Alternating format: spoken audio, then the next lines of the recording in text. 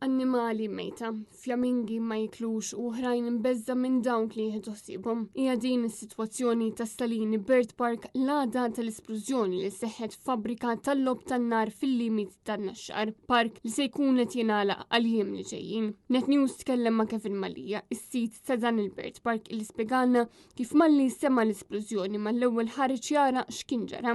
Dak il-ħin li kien hawn l-ewwel esplużjoni jiena kont qiegħed fid-dar u ovvjament l-attention marret tiegħi kollha għax inqataw 5 flamingos rajthom basically fuq dis-siġra taw fuq rajthom jinqataw. Kien hemm ieħor magħhom li nnotajtu wara baqa' dieħel hawnhekk ġewwa u dak sfortunatament ma ddaqqamiet laqas indunajt dak il-ħin, jiġifieri għax bajt niġri nifollow il-ħamsa l-oħra dak il-ħin. L-isplużjoni tant kienet kbira, mat-tieni blast it just blows you away. Veru enormi. U ovvjament tibda iddur u ssib l-affarijiet mejtin. Imma l-iktar li notajt ovvjament xi ninżilt fil-gate xi ħadd ma kellimnix, ġifieri u hemmhekk indunajt li waħd li mitriki. Il-flammingi għadhom sissa imberbrin tant li lanqas biskielu xejn għal aktar minn 24 sija. Il-pappagall Ricky li kien sejala 58 sena u li kien jisu t-tifel tiegħu spiċċa miet f'din l-esplużjoni. Miet ukoll il-freħ ta' Cranes li kellu biss ġimgħa e kif bl-esplużjoni infaqat tambur ta' widneħ. Il-freħ ta' Cranes bil-blast dew jiblidjaw mu widnejhom. Wieħed miet wara ftit, l-ieħor għadu ħaj. Liħor għadu ħaj, kellu d-demma u id-neħ, pero illum jidher klirjat. We just hope li isalva at least one of them. Madan ukollu l-mewta dan il-ferħ li kellu jitneħħa minn Kevin stess spiċċa ħolq problema oħra.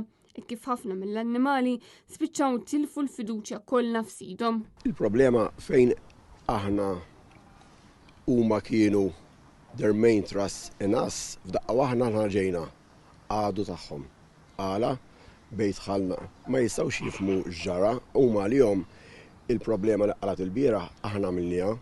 Allura jekk tħallna niġbru Ferħi u tħallna niġbru one of the partners tagħhom. Għalihom qisna qtilni aħna. Ma jistgħux jifhmu il-problema eżax kienet. Basically only time can cure the distance there is between us. Numru kbir ta' annimali nġabru kemm it-tnejn flaxija kif ukoll kmieni fil-qodu u kellhom jitneħħew miż-żona.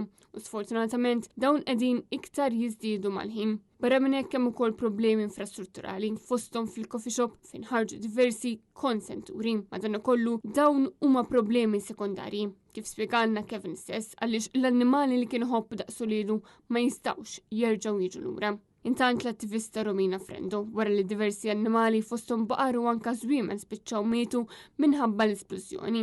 Talbet lill-awtoritajiet tas-saħħa biex jinvestigaw il-kwalità tal-arja, tal-ħamrija u anka l-ilma fiż-żona fejn seħħet l-esplużjoni tal-kamra tan-nar. Talbet ukoll il-bdiewa biex jagħmlu laqgħa urġenti mal-esperti tas-saħħa u esperti tal-kimika mill-Università sabiex jinvestigaw ir-riskju li nħoloq. Fis-sqarrija l-awtorità għas-sigurtà tal-ikel qalet li bagħtet uffiċjali fil-post sabiex jivvalutaw is-sitwazzjoni kemm minn perspettiva ta' sigurtà tal-ikel kif ukoll veterinarji sabiex jiġi evalwat kull impatt potenzjali fuq l-ikel, l-alf, il-bejjem u attivitajiet oħra f'dawn l-akwati.